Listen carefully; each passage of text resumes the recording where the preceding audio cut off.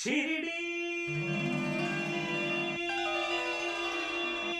जय साईं राम। जिस मंदिर में ईश्वर होते हैं वो उतना ही पवित्र होता है।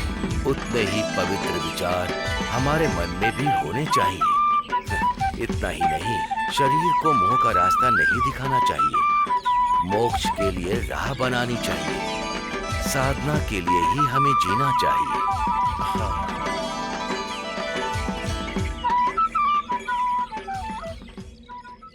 तुम्हारे बेटे ने मुझसे ही कर्ज लेकर यह घर बनाया है। अब तक ना तो मोल दिया है और ना ही ब्याज दिया है। अब मैं एक दिन भी नहीं रुकूंगा। इज्जत से मेरे सारे पैसे जल्दी से लौटा दो, नहीं तो ये घर खाली करके चली जाओ। मेरा बेटा बाहर गया हुआ है, वो आएगा तो बात कर लेना। मुझसे क्यों मांग रहे हो? बाहर जाने वालों का इंतजार करने के लिए यहाँ कोई शादी ब्याह नहीं हो रहा। उसके यहाँ लौटने तक कोई यहाँ रहेगा नहीं। पहले मेरे पैसे वापस कर दो, उसके बाद ही उस घर में जाना। मेरे बेटे ने तुमसे कर्ज लिया है, इसका क्या प्रमाण है? क्या आधार है इसका? मेरा बेटा गांव में नहीं है तो तुम्हारे सिर पर सींग आ गए। हाँ, मेरे सिर पर सींग आए हैं या तुम्हारी जुबान कैंची की तरह चल रही है, वो हम बाद में देख लेंगे। उन्हें आप थोड़ा समय दीजिए, उस समय तक इनका बेटा भी लौट आएगा और वो आपका कर्ज अवश्य चुका देगा। आप जरा स्वयं सोचिए, ये इतनी शीघ्र पैसे कहाँ से लाएंगी? अरे भाटिया जी, ये बेसहारा जीवन काट रही है और आप अति शीघ्र पैसा लौटाने को कह रहे, कैसे लाएगी? ये तो उस दिन ही सोचना चाहिए था ना, जिस दिन मुझे मंदिर में नरकासुर बोल रही थी। ये इस गांव का भला करने वाली कालिका देवी है क्या? ज्यादा बात मत करो। अगर थोड़ी भी शर्म बची है तो मेरे पैसे लौटा दे, बोल दो। अरे भाटिया जी, आप इस गांव के सबसे बड़े इंसान हैं। आप इस गांव के भले के लिए थोड़ी रियायत तो कर सकते हैं ना। आपका कर्ज लौटाए बिना कोई इस गांव से कहीं नहीं जाएगा।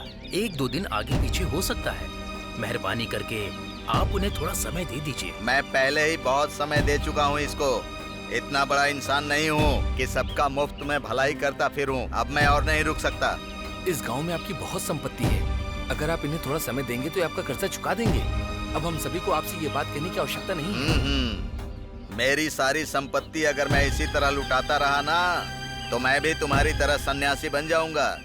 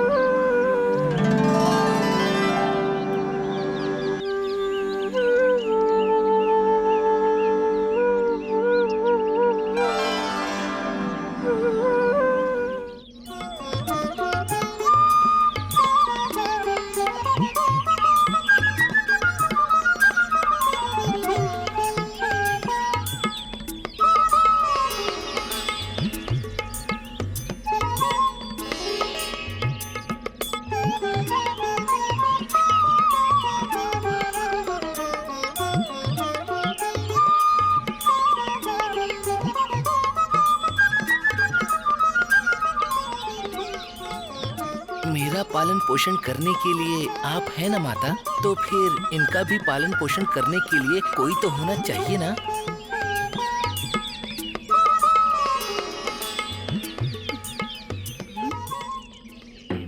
आप कौन हो? मैं हूँ खंडोबा। खंडोबा।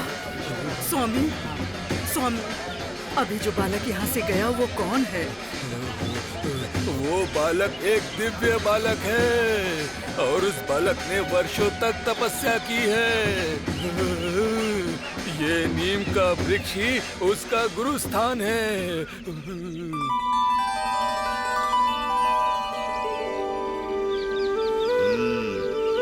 मैं पहले से ही परेशान हूँ। अब ये फकीर कौन है? आपने ही तो कहा था कि ये फकीर है। उसके आते ही सब लोग उसकी तरफ क्यों चले गए? जाएंगे गुरुजी। आपके प्रति उनके दिल में डर और भक्ति थी ना, अब वो खत्म हो चुकी है, इसीलिए आपका अपमान करने के लिए लोग वहाँ चले गए। तू अपना मुंह बंद कर। मैं छोटे बेटे के घर नहीं जाऊंगा। हाँ बिल्कुल सही कह रहे हैं, बड़े बेटे के घर जाएंगे। चलिए चलते हैं। आओ साईं।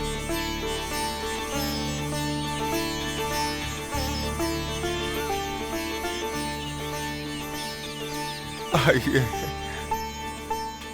आपने तो मुझे नाम देकर बुलाया। क्या मैंने नाम दिया? साईं नाम लेकर ही तो आपने पुकारा। ये साईं नाम तो आपके बचपन का नाम है। स्मरण तो आपने कराया। ये मेरी खुशनसीबी है जो आपने स्मरण कराया। ये मेरी खुशनसीबी है। आप कहाँ से आ रहे हो साईं? मैं कहीं से भी आऊं, यहीं आने के लिए तो मैं निकला हूँ। यह है खंडोबा जी का मंदिर। हाँ, साक्षात खंडोबा ही देख रहा हूँ। ईश्वर के दर्शन के लिए ईश्वर ही पधारे हैं। ईश्वर नहीं, ईश्वर के दर्शन के लिए यहाँ आया हूँ। क्या ईश्वर की? कौन है साईं? आप सभी। क्या हम ईश्वर हैं? आपके लिए ईश्वर हो सकता हूँ, तो आप सब मेरे लिए क्यों नहीं? साईं, मैं तुम्हें याद हूँ माते। मैं आपको कैसे भूल सकती हूँ साईं? आप ही तो हमारे साईं हो। आप तो मेरे साईं हो। बाप रे। माँ की तलाश में ही तो बेटा आया है माँ। ये सुनकर मैं धन्य हो गई साईं। आपने हमें साईं के नाम से पुकारने का अवसर दिया है। मुझे किसी भी नाम से बुलाओ, पुकारना ही महत्व है। मेरा नाम महत्व नहीं। बाप रे। सभी को साईं नाम पुकारने से शांति प्राप्त हो रही है। साक्षात ईश्वर का नामकरण करने का सौभाग्य इन पुजारी जी को मिला है। ये नाम विश्व व्यापक है, अजर अमर है, लोगों के जीवन का आधार बनेगा। इस साईं नाम में ही अल्लाह छिपा हुआ है। आप ही हमारे अल्लाह हो, आप ही हमारे साईं हो। साईं। साईं, समझ गया। चलो यहाँ से। पहले तुम चलो। आज से आप ही हमारे ईश्वर हो। सभी के लिए ईश्वर वो ही है, अल्लाह मालिक। ईश्वर हर युग में भक्तों के लिए अवतार लेते हैं। हमारे लिए आपने अवतार लिया है साईं।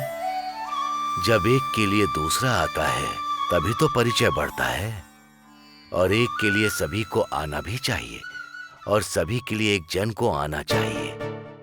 हर किसी एक को दूसरे से परिचय बढ़ाना चाहिए। इस समय ईश्वर के बारे में जानना ही हमारे लिए अधिक है। इस समय साक्षात ईश्वर के रूप में आप हमारे समीप हैं। स्वयं ईश्वर से हमारा संबंध है।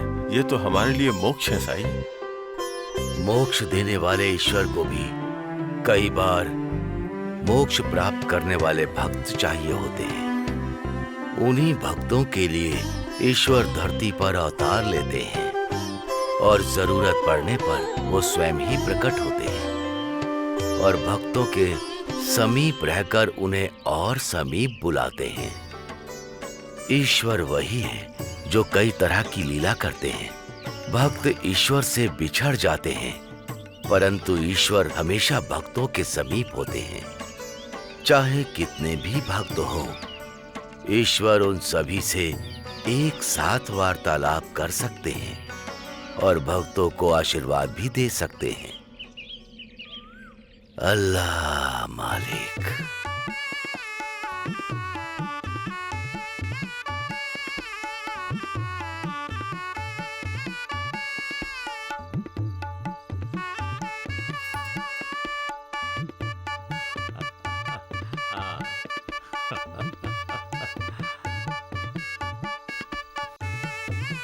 सलाम वालेकुम चांद भाई। बैठिए बैठिए। अब आप निकाह का कार्यक्रम प्रारंभ कीजिए।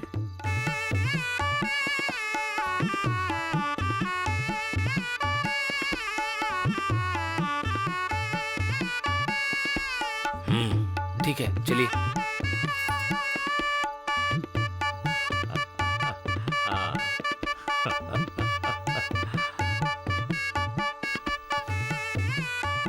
बेटी, 20 गज जमीन और 10 तोला सोना आपकी तरफ से मेहर दिया जा रहा है। तो क्या आपको ये सब कबूल है?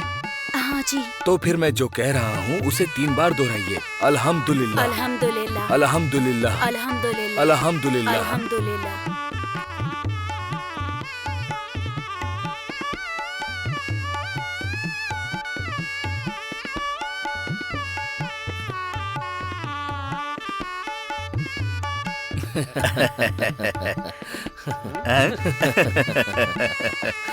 अंदर का सारा काम खत्म हो चुका है, तो अब बाहर का कार्यक्रम शुरू करिए। देखो नौशाद, 3 बार अल्हम्दुलिल्लाह बोलना। बोलो अल्हम्दुलिल्लाह, अल्हम्दुलिल्लाह, अल्हम्दुलिल्लाह, अल्हम्दुलिल्लाह, अल्हम्दुलिल्लाह। अल्हम्दुलिल्लाह।